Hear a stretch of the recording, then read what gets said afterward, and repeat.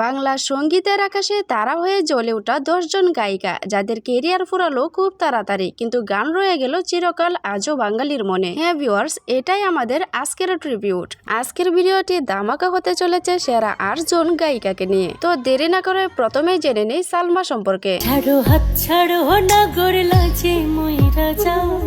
সালমা হচ্ছেন লোকগানের তারকা। লোকগানের যে জ্বর একসময় তুলেছিলেন সালমা, সময়ের সাথে সেই জ্বর থমকে গেল। ব্যক্তিগত জীবন আর সময়ের স্রোতে তিনি আড়ালে চলে গেলেন। চলুন শুনে নেওয়া যাক তার কিছু গান।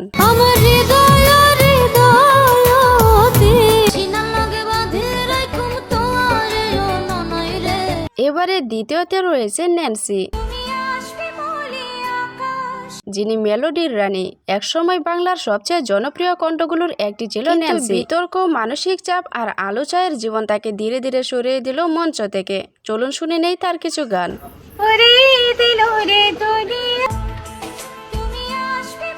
এবার 3 নম্বরে রয়েছে পরশি, যিনি কিনা কিশোরী তারকা।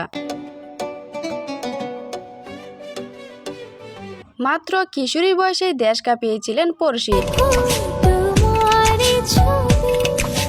আগের থেকে তিনি এখন খুব কমই গান করেন, কিন্তু তার ভক্ত সারা বাংলাদেশে রয়েছে। চলুন শুনি নেই পরশির কিছু গান।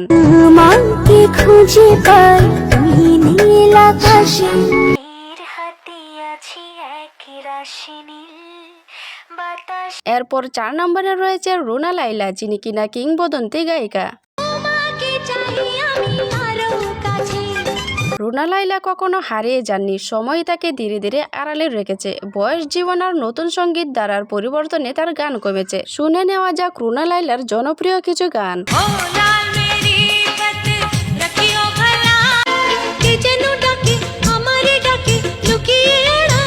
এবার 5 নম্বরে রয়েছে বেবি নাজনীন।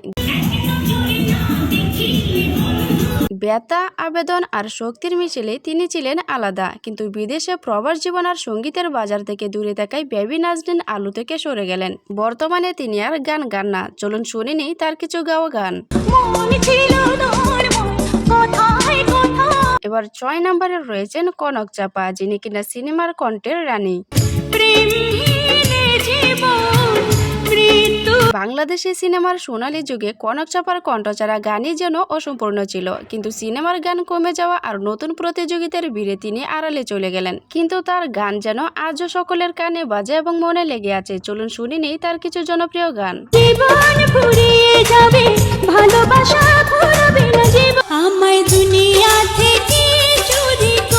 এবার 7 নম্বরে রয়েছে মমতাজ, যিনি কিনা ফোক কুইন। ফকিরদের গান থেকে শুরু করে দেশের মাটি মমতাজ ছিলেন আবেগের রানী, কিন্তু রাজনীতির ব্যস্ততা আর সময়ের চাপ তাকে গানের থেকে দূরে সরিয়ে দিয়েছেন। রাজনীতিতে আসার পর সংসদের থেকে তিনি সাবেক প্রধানমন্ত্রী শেখ হাসিনাকেও গান শুনিয়েছিলেন। আরেকটা গাবো, অবশ্যই গাবো, কি বলেন?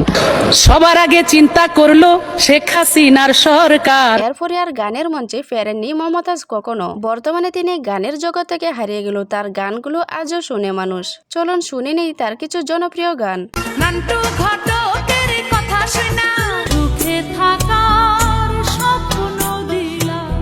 এবার বন্ধুরা 8 নম্বরে রয়েছে স্বর্ণযুগের সম্রাজ্ঞী সাবিনা ইয়াসমিন।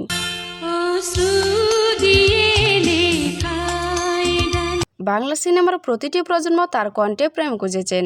সময় তার গানের পরিমাণ কমে দিয়েছে, কিন্তু সাবিনা ইয়াসমিন হারিয়ে যাননি। শুধু সময়ের পর্দার আড়ালে আজও তার গান বাংলা সঙ্গীতের স্কুল বই। চলুন শুনে নেই সাবিনা ইয়াসমিনের জনপ্রিয় কিছু গানগুলো।